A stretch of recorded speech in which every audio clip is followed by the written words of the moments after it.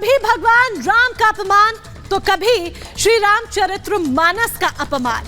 पिछले कुछ दिनों से आए दिन ये सब कुछ हो रहा है।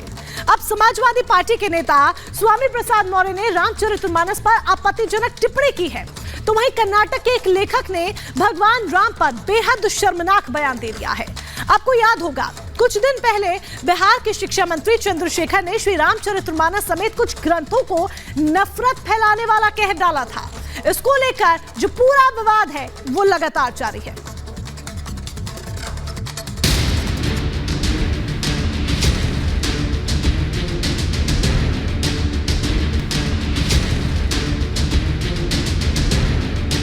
रामचरितमानस का अपमान क्यों?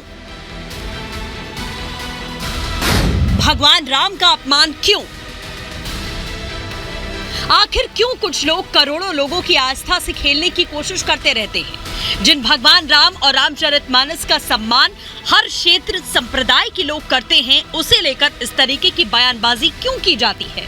समाजवादी पार्टी के नेता स्वामी प्रसाद मौर्य ने रामचरितमानस को लेकर बेहद आपत्तिजनक टिप्पणी की। उन्होंने क्या कहा, आपको सुनाते हैं। तुलसीदास जी ने जो रामचरितमानस लिखा है उसमें कुछ अंश ऐसे हैं जो जाति सूचक शब्दों का प्रयोग करते हुए, वर्ण विशेष को नाम इंगित करते हुए अपमानजनक टिप्पणियां की हैं। जो अपमानजनक टिप्पणियां हैं उस पर हमें ऐतराज है। स्वामी प्रसाद कह रहे हैं कि पूरा रामचरितमानस नहीं बल्कि कुछ पंक्तियां गलत हैं, उनको निकाल देना चाहिए। आखिर संविधान में भी तो बदलाव हुआ है। ऐसी टिप्पणियां जिससे बड़े पैमाने पर एक विशेष जाति समूह, एक वर्ग विशेष को अपमानित किया जा रहा है, उन शब्दों को सही मायने में प्रतिबंधित कर दिया जाना चाहिए।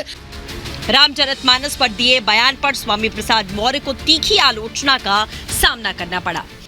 ये उनके विचार हैं या उनकी पार्टी के विचार हैं, ये उन्हें समाज में, जनता में स्थापित करना चाहिए।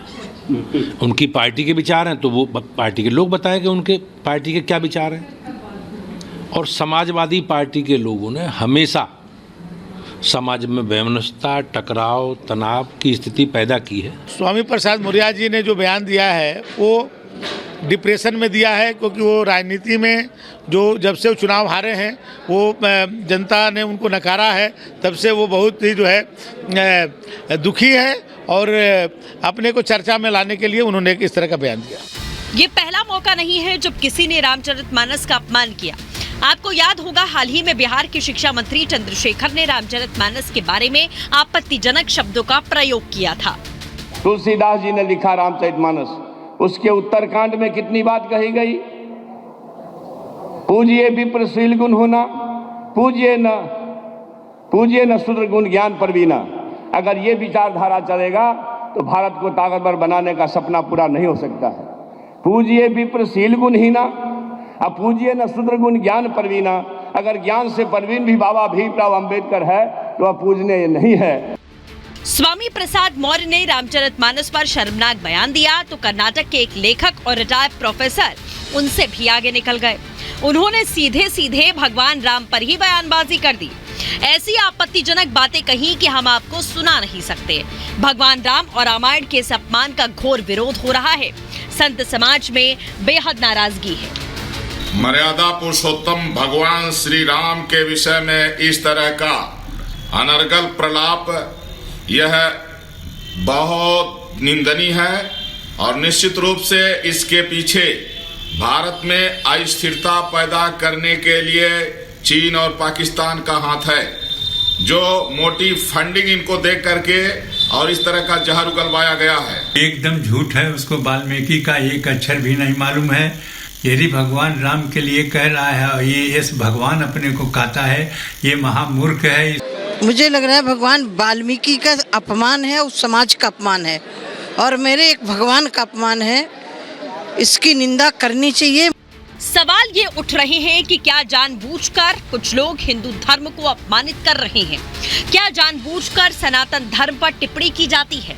भगवान राम और रामचरितमानस पर आखिर इस तरीके की बयानबाजी क्यों होती है? हिंदू धर्म को अपमानित करने की उनकी आदत है। ये वो लेखक हो सकते हैं। तो इससे ज़्यादा अपमानजनक कोई बात नहीं हो सकती। देखिए, इस तरह की चीज़ों पर मुझे लगता है हमें बोलने की ज़रूरत नहीं है, और इतने महान लोगों के बारे में इस तरह के शब्द कहने से पहले लोगों को सोचना चाहिए कि उनकी ज़बान जल जाना चाहिए अगर इस तरह की बातें करें। देखिए, मेरा मानना है कि इस तरीके के बयानात लोगों की आस्था और लोगों के सेंटिमेंट्स के साथ खिलवाड़ है। किसी भी आस्था के साथ खिलवाड़ नहीं किया जा सकता है। ऐसे लोगों के खिलाफ सख्त कार्रवाई होनी चाहिए। भगवान राम का चरित्र सबसे आदर्श माना जाता है।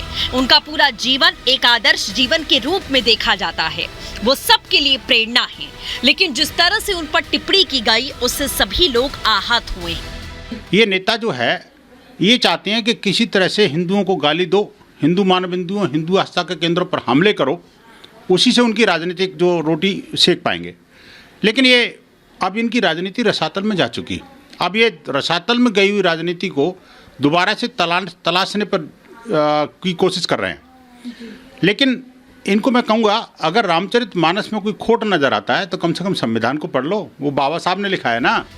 सवाल यही है कि क्या सस्ती लोकप्रियता पाने या अपनी राजनीति चमकाने के लिए इस तरीके की बयानबाजी जायज है?